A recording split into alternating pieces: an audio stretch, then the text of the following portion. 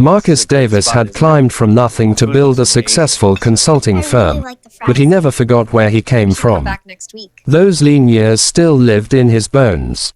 That was why, as he sat with his 7-year-old daughter, Lily, at Riverside Bistro, he noticed them immediately. A young woman in a faded blue dress and a small girl with tangled blonde curls stood at the hostess stand. The woman studied the menu with an expression he recognized all too well. Someone calculating every dollar, weighing survival against dignity. Then the little girl's eyes found Lily's plate, loaded with golden chicken tenders and fries. Her small hands gripped the table's edge, and the hunger in that gaze was so raw it made Marcus's chest tighten. "Daddy, why is that little girl looking at my food?" Lily whispered. "Maybe she's just curious, sweetheart," he said, but he knew better. He had worn that same expression once, standing outside a bakery with baby Lily, counting coins that would not be enough. Across the restaurant, the woman, Sarah, spoke softly to the waiter, pointing to the cheapest item on the menu. When the waiter returned, Sarah opened her purse, her hands shaking as she counted bills and loose change. The waiter leaned down. Sarah's shoulders hunched. She stood abruptly, took the little girl's hand, and began walking toward the door. But the child, Emma, turned back once more, her eyes finding Lily's plate again. Something inside Marcus broke open. "Stay here, honey," he said, standing quickly. He moved through the restaurant, reaching the entrance just as Sarah pushed the door open. "Excuse me, wait, please." Sarah froze. When she turned, her eyes were guarded and cold, the eyes of someone who had learned to expect the worst from strangers. Marcus spoke gently. "I thought maybe you and your daughter might like to join us for lunch. We have plenty." "No," the word was sharp and final. "We're fine. I didn't mean to offend. I said no. We don't need your charity." Pain flashed in Sarah's eyes. She turned away, pulling Emma with her, and walked out. Marcus stood there helpless before returning to Lily, who watched him with worried eyes. "Is the little girl okay, Daddy?" "I hope so, sweetheart." As he watched them disappear down the sidewalk, a heavy weight settled in his chest. He had seen something in Sarah's eyes that went beyond immediate crisis.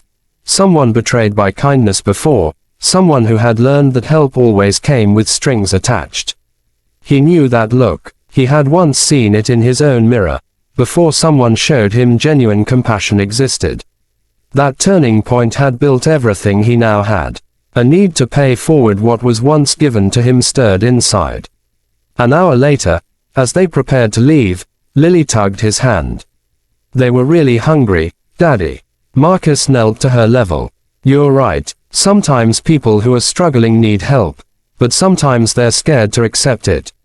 "Why?" "Because sometimes people who offer help want something back, and that can hurt people and make them stop trusting anyone. Then how can you help them?" It was the same question Marcus had been asking himself. He thought about George, the restaurant owner who had once given him a dishwashing job while he carried baby Lily. George hadn't offered charity. He had offered respect, treating Marcus like a man capable of building his own future. That distinction had made all the difference. Maybe that was the answer. Not a handout, but opportunity.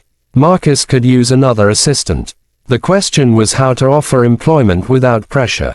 Over the next few days, he made himself present in places where someone like Sarah might be. Nearly a week later, he saw them again at Riverside Park.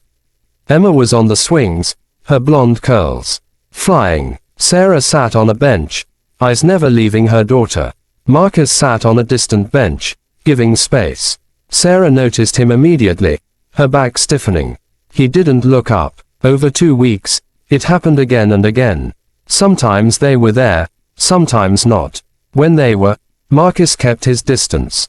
Slowly, the space between benches closed, 15 feet, then 10. On a warm October afternoon, Sarah sat at the other end of his bench. Neither spoke. Emma played. Marcus read. Sarah sketched. They sat in companionable silence until Emma finally broke it. "Mama, is that the man from the restaurant?" Yes, but we don't bother people. I'm not bothering, Emma said, turning to Marcus. Do you come here a lot? I do. My daughter goes to school across the street. Your daughter with the chicken tenders? Yes. Her name is Lily. I'm Emma. My mama pushes me high, but not too high because she worries. That's what good mamas do, Marcus smiled. They worry because they love you. Emma, come here, Sarah said firmly, wrapping an arm around her daughter. She finally looked at Marcus directly. I appreciate that you've been respectful, but I need you to understand something. I can't accept help from people. I've made that mistake before, and it cost me everything. Marcus set his book down and waited. 2 years earlier, Sarah explained, Emma's father had walked out without warning. Sarah had no recent work history, no references. Desperate, she accepted help from a man named Richard, help that came with expectations and manipulation. When she refused, he destroyed her reputation, costing her every opportunity. They lost their apartment. She worked under the table just to survive. So when you offered help, she said quietly, I've been waiting for the price. Nobody helps for free. Marcus listened, then spoke softly. He told her his own story, sleeping in his car with Lily, terrified every day. He told her about George, who had helped without strings, who believed in paying it forward. I'm not asking you to trust me, Marcus said. I'm offering you an interview. A real job. Fair wages. No charity. Sarah hesitated, torn between fear and hope. Marcus placed his business card on the bench. Take your time. 3 days later, she called. Monday came. Sarah arrived early, prepared. Marcus interviewed her professionally and offered her the job because she earned it.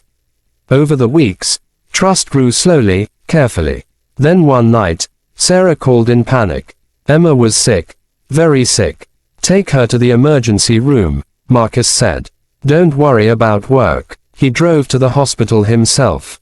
When Sarah worried about the bill, Marcus stopped her gently.